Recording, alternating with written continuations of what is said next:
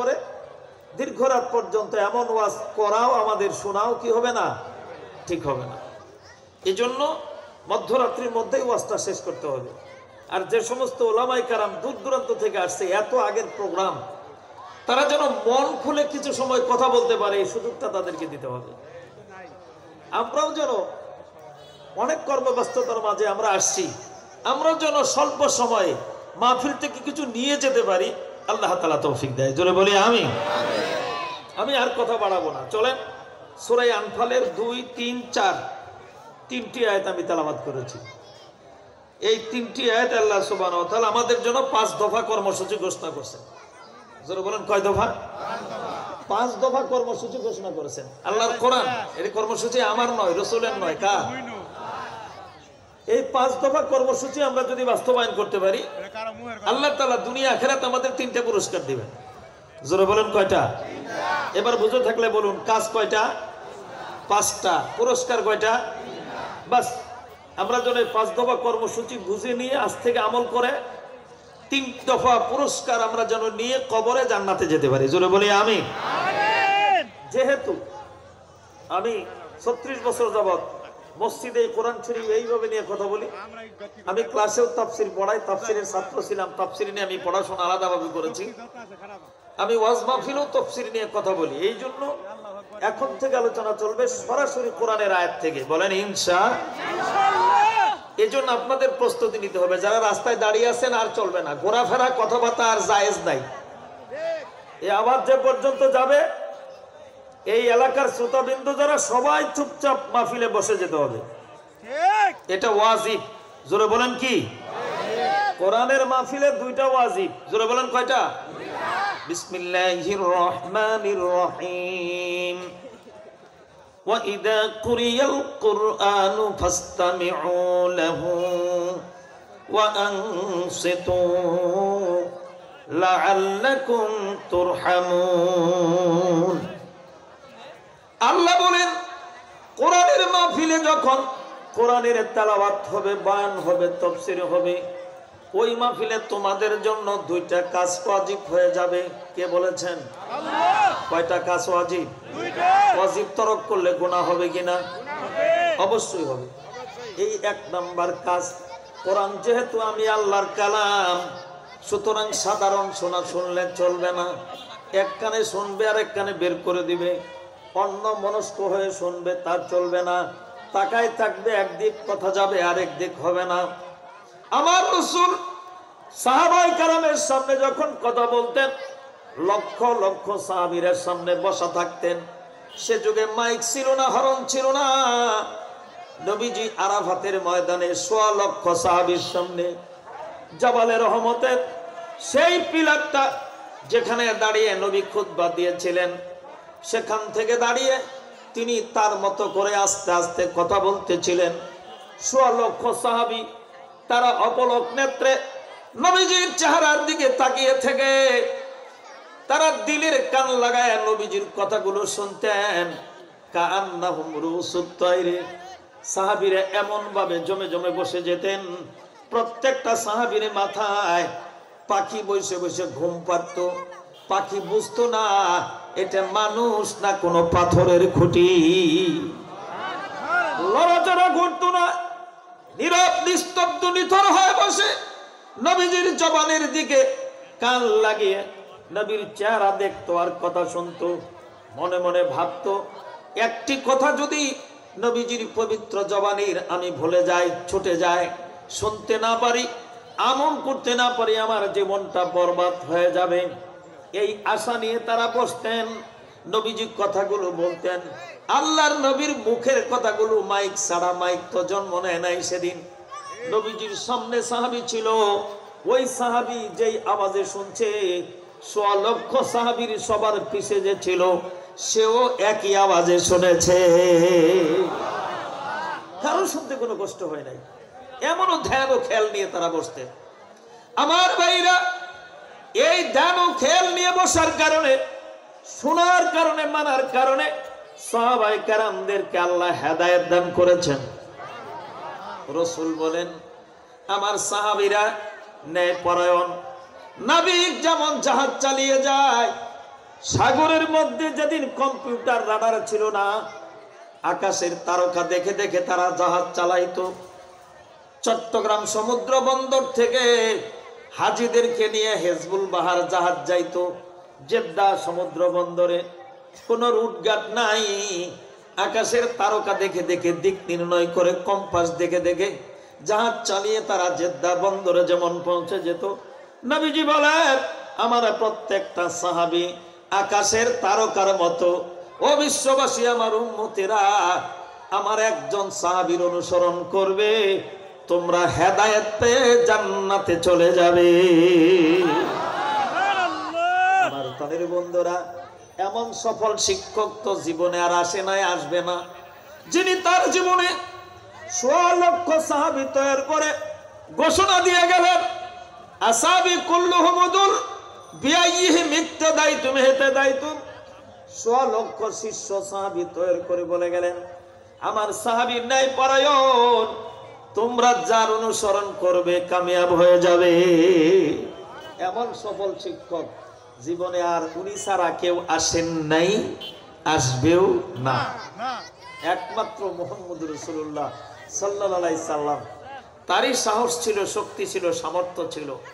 বলে গেলেন, এই আমার সাহাবীরা, আমার নবুয়তের 23 বছরে তোমরা আমার কাছ থেকে যা শুনেছো, আমার কাছ থেকে যা শিখেছো, আমি যে কাজ করেছি তোমরা দেখেছো, দিনের আলোতে রাতের আধারে সব বিশ্ববাসীকে পৌঁছে দাও। সুবহানাল্লাহ। বাল্লিগু আন্নী ওয়ালাউ আয়া। ছোট্ট একটি কথা যদি আমার তোমার মাঝে থাকে, অন্য ভাইয়ের কাছে পৌঁছে দাও, নিজে আমল করো, আরেক ভাইকে দাওয়াত দাও। পৃথিবীর কোন নেতার এই সাহস আছে বলেন? সবার পাশায় কিছু না কিছু কালি আছে কি নাই? এইটা প্রকাশ পাক, কেউ সেটা তার জীবনের কালিমা অংশটুকু প্রকাশ পাক, এটা কোন নেতা জোরে কোন চায়? এই জন্য যা দরকার, যে জানে তার মুখ বন্ধ করার জন্য যা দরকার তা দিব। টাকা দিবে, পয়সা দিবে, হুমকি দিবে, গুম করবে, খুন করবে, সব করবে, কিন্তু আবার গোপন বেদনা কেউ না জানে। একমাত্র ইন্নাকা লাআলা খুলুকিন আযীম, মহান চরিত্রের অধিকারী মুহাম্মদ রাসূলুল্লাহ সাল্লাল্লাহু আলাইহি ওয়াসাল্লাম বলে গেছেন, দিনের আলোতে রাতের আধারে আমাকে যা করতে দেখেছো, বলতে শুনেছো, আমার কাছ থেকে যা তোমরা শিখেছো, সব বিশ্ববাসীকে জানায় দাও। এর ভিতরে কামিয়াবি, এর ভিতরে হেদায়েত। জোরে বলেন সুবহানাল্লাহ। সম্মানিত দিনী ভাইরা, সুতরাং কোরআন যেহেতু আল্লাহর কালাম, চিল্লায় বলেন কার কালাম? আল্লাহর কথা শুনবো, আল্লাহর কথা শুনতে সেই ভক্তি শ্রদ্ধা নিয়ে, আত্মরুজ্জামানের কথা নয়, আল্লাহ পাকের কথা। সুতরাং শুনতে হবে সেই আল্লাহ যত বড়, তার কথাও তত বড়। আল্লাহ যেরকম পাওয়ারফুল, তার কথাও তত পাওয়ারফুল। আল্লাহর যেরকম সম্মান, তার কথারও তেমন সম্মান। জোরে কোন ঠিক কিনা? আমরা সেই আজমত নিয়ে শুনবো, লাভ হবে কি? আল্লাহ বলেন, মুমিনেরা যখন তোমরা কোরআনের তেলাওয়াত শুনবে, ওয়া ইযা তুলিয়াত আলাইহিম আয়াতুহু সাদাতুহুম ঈমানা। যখন কোরআনের তেলাওয়াত দিলের কানে আমলের নিয়তে চুপি চুপি বসে শুনবে, আল্লাহ বলেন তাদের ঈমানি শক্তি আল্লাহ বাড়াইয়া দিবে। কোরআনের তেলাওয়াত তাফসীর যত শুনবো, আমাদের ঈমানি শক্তি বাড়ায় দিবেন কে? 2 নম্বরে কোরআনের তেলাওয়াত তাফসীর যত শুনবো, আল্লাহ বলেন লাআল্লাকুম তুরহামুন, এই ময়দান থেকে তোমরা গুনাহগুলো মাফ করায়া রহমত নিয়ে সবাই বাড়ি যাবে। সুবহানাল্লাহ। 3 নম্বরে কোরআনের তেলাওয়াত যখন করবে, মনোযোগ দিয়া চুপি চুপি বসে শুনবে, রাসূল বলেন প্রত্যেকটা অক্ষরের বিনিময়ে কমাস কম 10টা করে নেকি তোমাদের আমল নামায় লেখা হবে। প্রতি অক্ষরে কয় নেকি? আমি পড়তেছি, আমিও 10, আপনারা চুপ করে বসে শুনতেছেন, আপনারাও 10। কোরআনের মুজিজা। জোরে বলেন কিসের মুজিজা? এই মুসলমান, তোমার সামনে যখন কোরআন তেলাওয়াত করা হবে, মনোযোগের সাথে যখন কোরআন তেলাওয়াত শুনবে, ততক্ষণ তোমার জান মাল, তোমার ইজ্জত আবরু, ঘর বাড়ি হেফাজতের দায়িত্ব আমি আল্লাহ নিজ হাতে নিয়ে নিব। কোরআনের মাহফিলে দিন শিখতে আসছো তুমি, বাড়ির থেকে এখানে আসা, এখান থেকে বাড়ি যাওয়া পর্যন্ত যদি তুমি মারা যাও, রাসূল বলেন মান খারাজা ফি তলাবিল ইলমি ফাওয়া ফি সাবিলিল্লাহ, সেই আল্লাহর রাস্তায় বেরিয়ে আসছে আজকের ফুলবাড়িয়া পশ্চিম পাড়ার মাহফিল থেকে কিছু শিখার জন্য, না না, সে আল্লাহর রাস্তায় বেরিয়ে গেছে। এমন অবস্থায় যদি তার মৃত্যু হয়, বাড়িতে ফেরা পর্যন্ত আল্লাহ রব্বুল আলামিন তাকে শাহাদতের মর্যাদা দিয়া জিন্দেগীর গুনাহ মাফ করে জান্নাতে পৌঁছায়া দিবে। আমার ভাইরা, এই সৌভাগ্য তারাই পাবে যারা প্যান্ডেলে বসছে এবং কি বলে আমলের নিয়তে কথাগুলো শুনতেছে, তারা পাবে। যারা জিলেফির পেছে পড়ে আছে, রাস্তাঘাটে ঘুরতেছে, তারা কি পাবে? দোয়া করেন আল্লাহ তাদেরকে হেদায়েত করে মাহফিলে নিয়ে আসো। বাড়িতে ভাবিরে কই আইছে, একটা রজুর ওয়াজ করবো, মাহফিলে যাই, ঢাকার থেকে বক্তা আসবো, মাহফিলে গেলাম, আইসা জিলেফির পেছে পড়ে আছে, বিভিন্ন জায়গায় আড্ডা দিতেছে, গল্প করতেছে, মানে শয়তান এখনো তাদেরকে মাহফিলে ঢুকতে, এই মাহফিলে যায় যদি তওবা কইরা ওয়াজ যদি আমল শুরুই করে, তোর পিছনে যাবি 30 40 50 বছর মেহনত করছি, মোর বিয়ার একটা শর্ট দিমু জাহান্নামে গিয়া পড়বি, সব গুণে মাফ হয়ে যাবো গা। একটা হুজুর কোরআন শরীফ খুলে ওয়াজ করতেছে, তাইলে তো দেখাই দা তুই যাইস না, পাঞ্জাবি ধরে শার্ট ধরে পিছন থেকে টানতেছি, ওয়াজ মাহফিলে গেলে ঠকবি। আসলে তারা আসে নাই না, শয়তান তাদেরকে আসতে দেয় নয়। এই জন্যে আমরা দোয়া করব তাদের জন্য, শয়তানের চক্রান্ত থেকে আল্লাহ তাদেরকে হেফাজত করে, জোরে বলি আমিন।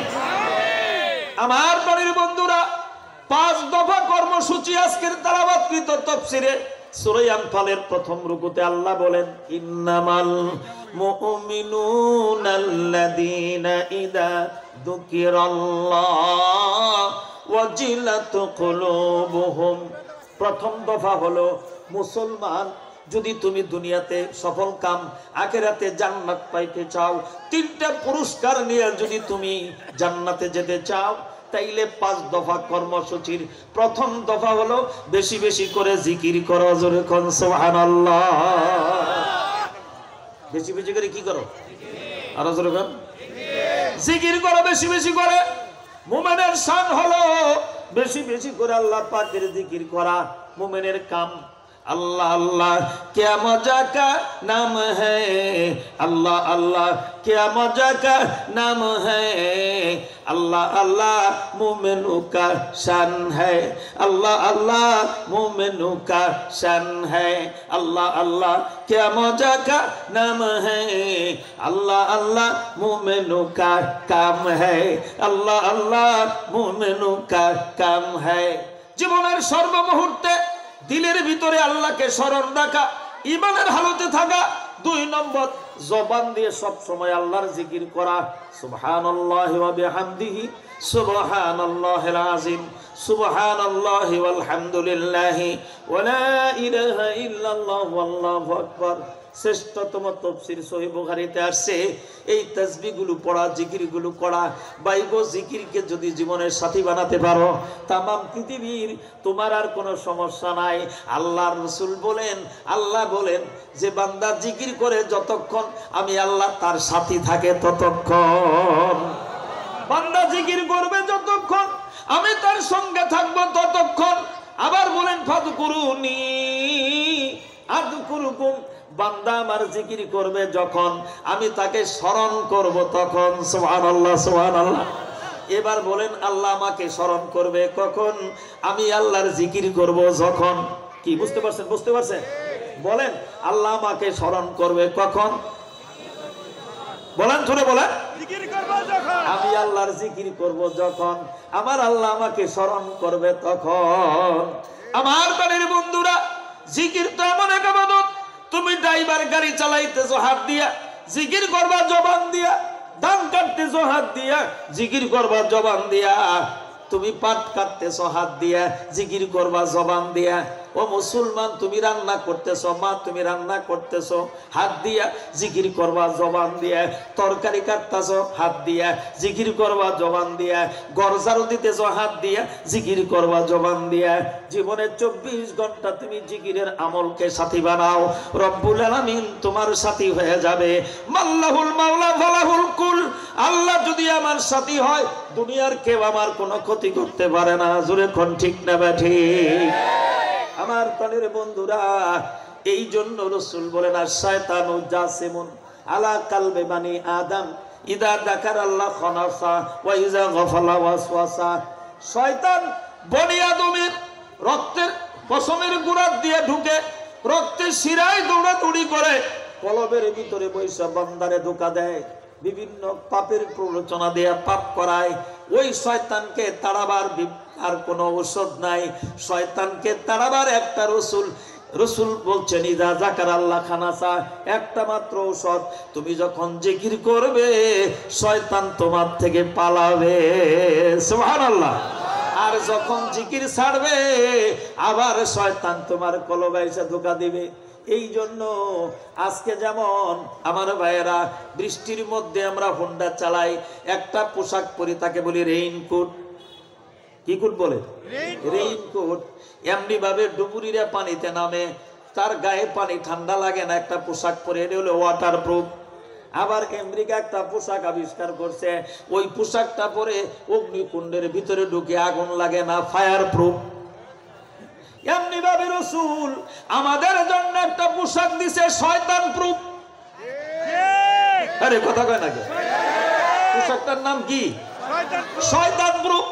এই পোশাক যতক্ষণ তুমি পরে থাকবে, কসম খোদার রাসূল বলছেন শয়তান তোমার দ্বারে কাছে আসতে পারবে না, তোমাকে গুনাহ করাবে তো দূরের কথা।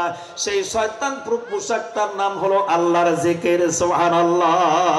লা ইলাহা ইল্লাল্লাহ, লা ইলাহা ইল্লাল্লাহ, লা ইলাহা ইল্লাল্লাহ, লা ইলাহা ইল্লাল্লাহ, লা ইলাহা ইল্লাল্লাহ মুহাম্মাদুর রাসূলুল্লাহ সাল্লাল্লাহু আলাইহি সাল্লাম। আল্লাহ বলেন ইন্নামাল মুমিনুনা আল্লাযীনা ইযা যুকিরাল্লাহ ওয়াজিলাত কুলুবুহুম।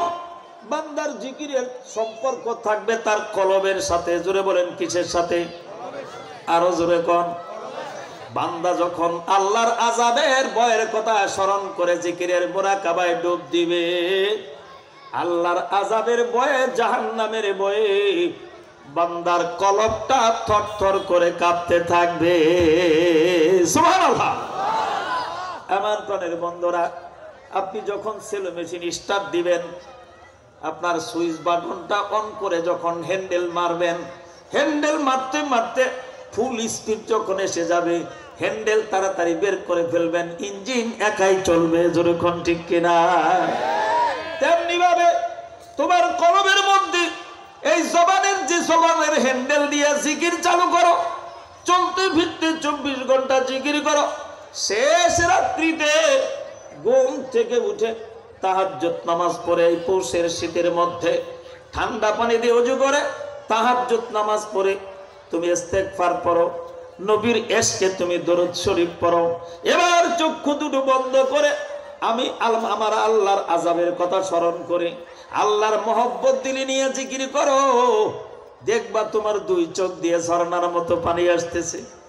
আমার আল্লাহ আরশে আজিম ছিঁড়ে দিয়া, সহিহ বুখারীর হাদিস আসছে, প্রথম আসমানে এসে ডাকতে থাকে, বান্দা ফুলবাড়িয়ার পশ্চিম পাড়া সব মানুষ ঘুমায় গেছে, তুমি আমার আযাবের ভয়ে ঠান্ডা পানি দিয়ে ওযু করে ঘুম ছেড়ে দিয়া তাহাজ্জুদ পড়লা, ইস্তেগফার করে গুনাহ মাফ চাইলা, দরুদ শরীফ পড়ে নবীর এশকে তুমি দরুদ পড়লা, এখন জিকির করছো গুনাহ মাফের আশায়। যারে বান্দা যা, আমার আল্লাহ কুদরতি হাত দিয়া বান্দার চোখের পানিগুলো মুছে দেয় আর বলে, আর কান্দিস না, আমি তোর জিন্দেগীর গুনাহগুলো মাফ করে দিলাম।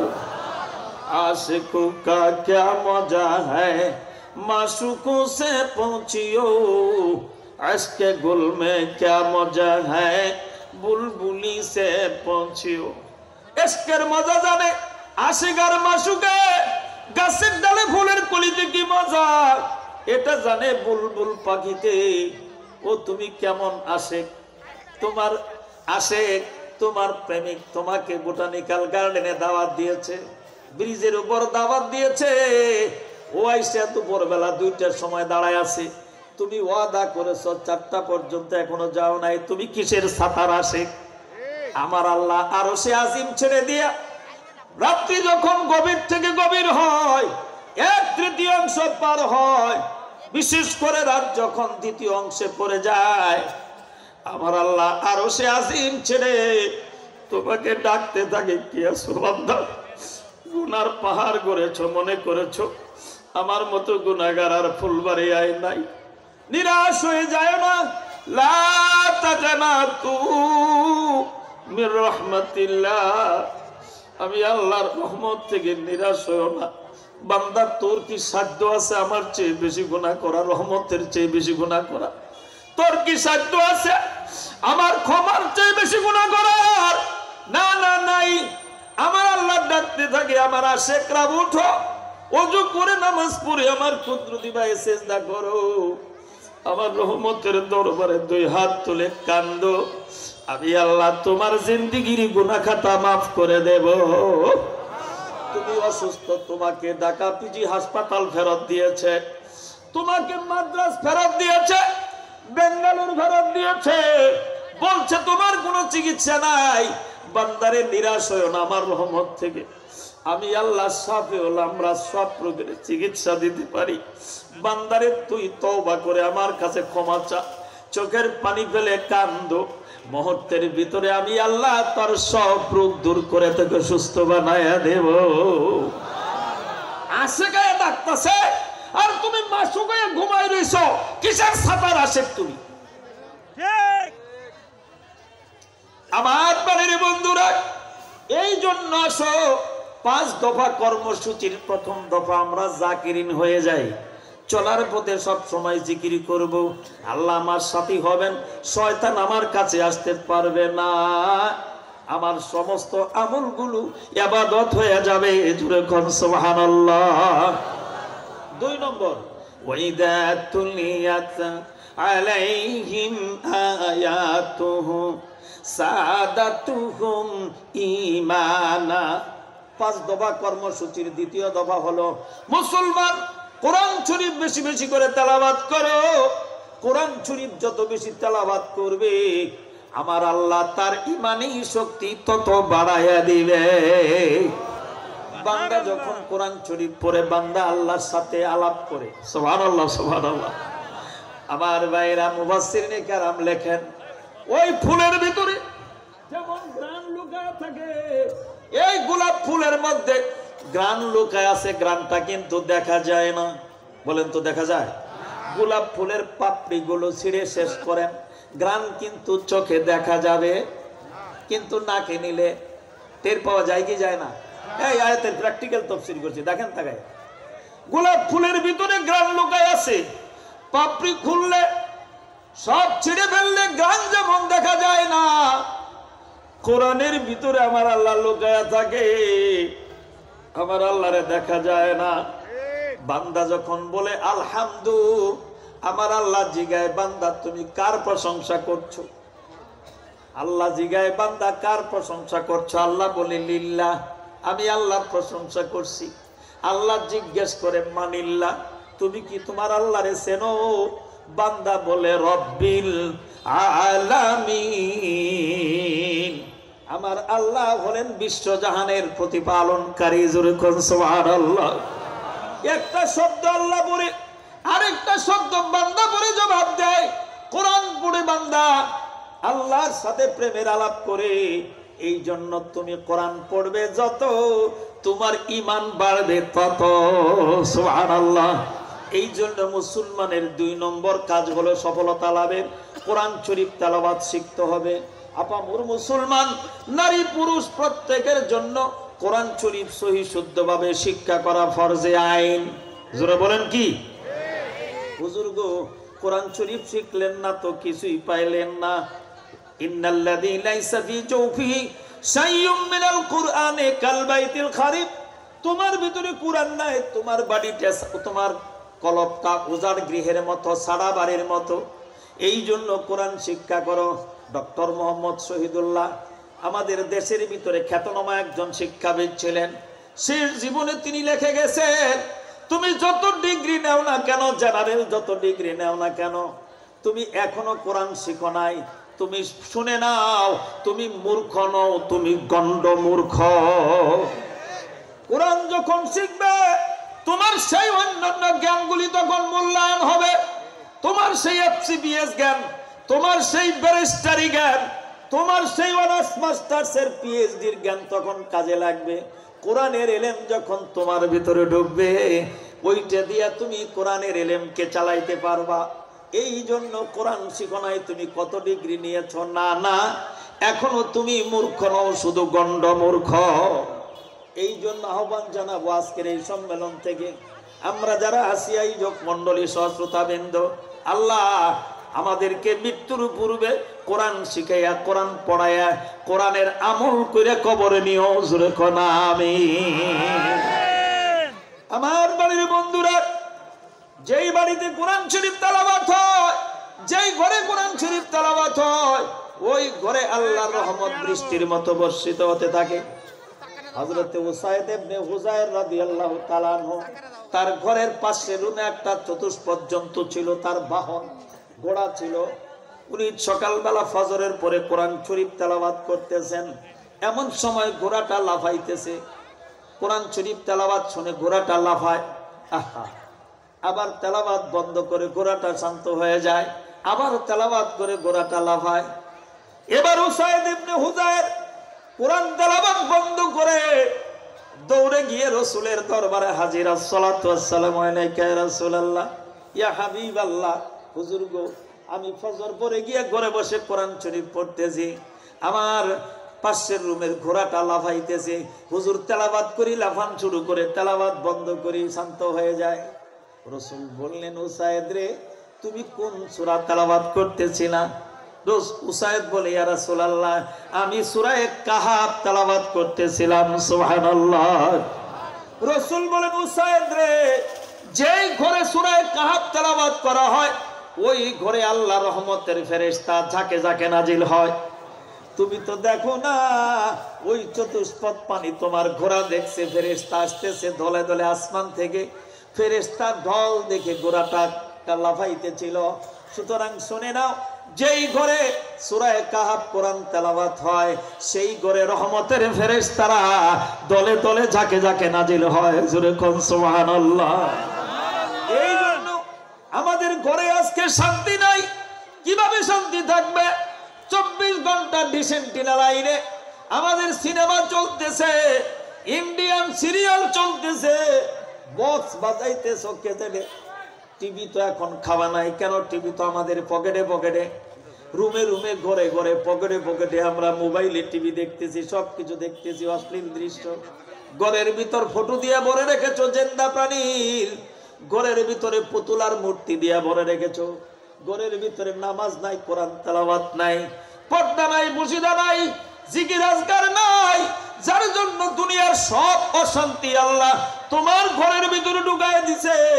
রহমতের ফেরেশতা তোমার ঘরে রহমত নিয়ে ঢুকতে পারে না। এই জন্য ভাইরা আমার, ঘরের ভিতর থেকে ছবিগুলো, প্রাণীর ছবিগুলো দূর করো, ঘরের ভিতর থেকে মূর্তি পুতুলগুলো সরায় ফেলো, গান বাজনা বন্ধ করো, কোরআন শরীফের তেলাওয়াত চালু করো। ফরজ নামাজ হবে মসজিদে, সুন্নত আর নফল আর মেয়েদের সব নামাজ হবে ঘরে। জিকির আজকার করো ঘরের ভিতরে, সকাল বিকাল কোরআন শরীফ তেলাওয়াত করো। সকালে ফজরের পরে সূরা ইয়াসিন, সূরা মুজাম্মিল, যোহরের পরে সূরাতুল ফাতহ, আসরের পরে সূরাতুন নাবা, মাগরিবের পরে সূরা ওয়াকিয়া, এশার পরে সূরা মুলক পড়ে ঘরটাকে কোরআনের আওয়াজ দিয়ে তাজা করো। নামাজ পড়ো, জিকির আজকার করো, কিতাবি তালিম করো। ঘরের মধ্যে যে কোনো একটা মাসালার কিতাব, সুন্নতের একটা কিতাব ঘরের ভিতর রেখে একটা একটা সুন্নত প্রতিদিন পড়ে আমল শুরু করে দাও। গুনাহ ঘরের ভিতরে বাসার ভিতরে বন্ধ করো, আল্লাহ পাক আসমানি রহমত বরকত দিয়া তোমার ঘরটারে ভরে দিবে। আমল করবো তো ইনশাআল্লাহ? জোরে বলেন ইনশাআল্লাহ। 5 দফা কর্মসূচির দ্বিতীয় দফা হলো আমরা কোরআন তেলাওয়াত করব বেশি বেশি, আর যত বেশি কোরআন পড়ব আল্লাহ রাব্বুল আলামিন আমাদের ঈমানি শক্তি তত বাড়ায়া দিবে। সুবহানাল্লাহ। তেলাওয়াত করতে যতদিন না পারি, যিনি তেলাওয়াত করতে পারেন তার কাছে বসে বসে তেলাওয়াত শুনবো। ওয়া ইদা তুলিয়াত আলাইহিম আয়াতুহু সাদাতুহুম ঈমানা। আমি যদি তেলাওয়াত করতে না পারি, একজন হাফেজ, একজন কারি আমার বাড়ির পাশে আছে, উনি তেলাওয়াত করতেছেন, ওনার পাশে বসে বসে আমি আদবের সঙ্গে শুনবো। উনি যে নেকি পাবেন প্রতি হরফে 10 নেকি, আমিও সমান পাবো, একটা কম হবে না। জোরে কোন সুবহানাল্লাহ। এটা কোরআনের বরকত। আর সময় মতো আমরা শিখে নিব ইনশাআল্লাহ। 3 নাম্বার, ওয়া আলা রাব্বিহিম ইয়াতাওয়াক্কালুন।